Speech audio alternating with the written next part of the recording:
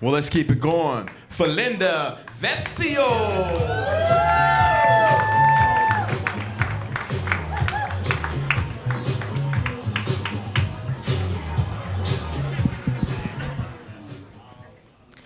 Well, it's November. We are deep into pumpkin spice season. Right? I agree. We're a little crazy with the pumpkin spice. It started with the coffee, now it's the soap, then it's the toilet paper. I was in PetSmart the other day, and they had pumpkin spice dog treats. So, all right, I'll try it. So I brought it home, and I gave it to my dogs. And it turns out my dogs love pumpkin spice. Which is actually great, because I always wondered what kind of dogs they were, and now I know. They're basic white bitches. You know, a lot of times I'll go into a dive bar and they look at me and I know what they're thinking. They're thinking, this bitch is not gonna be funny. She does not look fucked up enough to be funny. And they're right? I don't have any funny stories about the characters I met when I was in prison and or homeless. I have never been so broke that I had to blow a guy for money in the parking lot, right? I did that by choice. I didn't have to, right? And I've definitely never done enough drugs to let somebody put their mouth on my sphincter, okay? The only butt licking going on in my house is my dog on herself because I'm allergic to peanut butter. Nah, I'm lying, I don't have allergies. So I'm a New Yorker, and there's a really hurtful stereotype out there that New Yorkers think they're better than everyone else. And this is completely not true. New Yorkers do not think they're better than everyone else. New Yorkers know they're better than everyone else. My New Yorkers! So I came out to Arizona because I love cowboys and sunshine. And I learned very quickly, you get too close to either one, you're gonna get burned and need a prescription. And bull riding is the only sport I follow, and I think I know why. I think it's because an 8-second ride just feels so familiar to me. But they got crazy with the bag policy over there. I went over there, I was trying to bring in my purse, and they said you can't have anything larger than 6 inches. So what the fuck am I supposed to do with 6 inches? Was there not one woman in the meeting who decided how big 6 inches is and how little a woman can do with that? Not one. So I stayed single for a while, and then I got a boyfriend. And the first thing everybody said was, congratulations, right? People clapping. And I was offended, because when did I get to the point that it looks like it's an achievement for me to attract a man? Oh, fuck you. It's not cool. So I did not start dating a cowboy. Instead, I started dating a biker. Say hi, Tiny. Woo! It's my biker. And, you know, funny thing about bikers, I really am into, like, the stuff they wear, like, you know, the vests with all the patches. And I think I like the patches so much because it reminds me of my time in Girl Scouts. They got the big one on the back, tells you what troop they ride with. It's like, so cute. I was a little worried about what it was going to be like having a man live in my house. Like, is he going to interfere with my lifestyle? Is he going to try and take over my space? But he's actually been really helpful. For example, I now know why there's a fan in the bathroom. The other day, he was showing me the hole that my dog chewed in his underwear, and his only complaint was that the hole was on the side of the cheek, and to quote him, he didn't put it anywhere useful.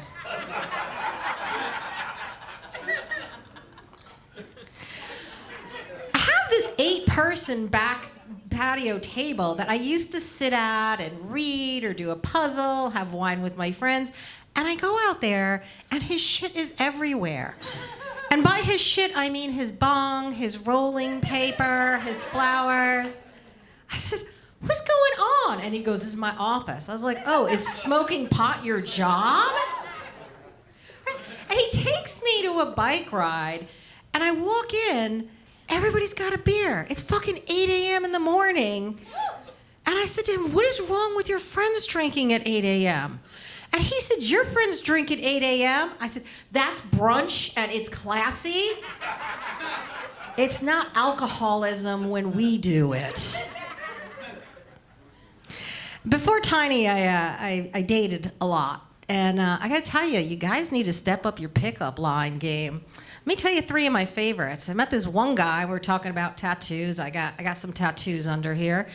And he says, oh, I wanna get a full back tattoo of a nice lady making love to a jaguar, but like classy. I'm like, classy bestiality. I was out on my birthday. And I told the guy, I said, oh, today's my birthday. He goes, oh, today, really? I said, yeah. He goes, happy birthday. What month were you born? Okay. I think my favorite was the guy who said, wow, I bet you were hot back in your day. And it's fine. I get it. I am getting older, right? It seems like every day there's something new that I'm learning about my body now, right? Back me up, mother-in-law. Like the other day I went to jump, and this is what happened. So I don't jump anymore, apparently. I'm gonna add that to the list of things I don't do over 55. 1, give a shit what anybody thinks. B, worry about getting pregnant. And C, jump. And I realized I started with numbers and ended in letters, but that's just, it's the dementia hitting in. Another funny thing happens when you get older that nobody tells you about is your hair starts to grow really quickly. And I'm not talking about my head, I'm talking about my goddamn chin. Like, I look at my face in the mirror multiple times a day. I swear, I brush my teeth, I wash my face, I put on makeup, I do touch-ups, and suddenly I'm in my car and there's 1.5 inches black hair that was not there an hour ago. And I used to look at people in their 50s and be like, don't they see that nose hair? No, they don't see it. I know that now.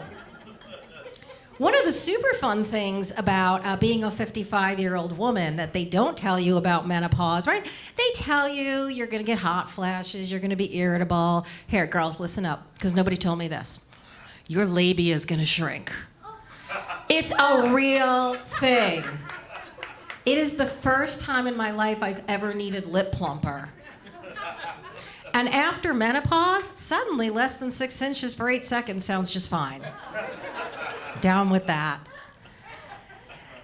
Another funny thing that happens when you get older is somebody asking if you're pregnant is either super exciting or super offensive.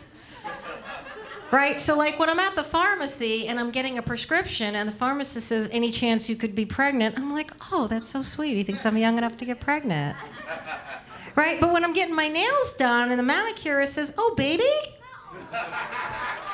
No baby. No tip.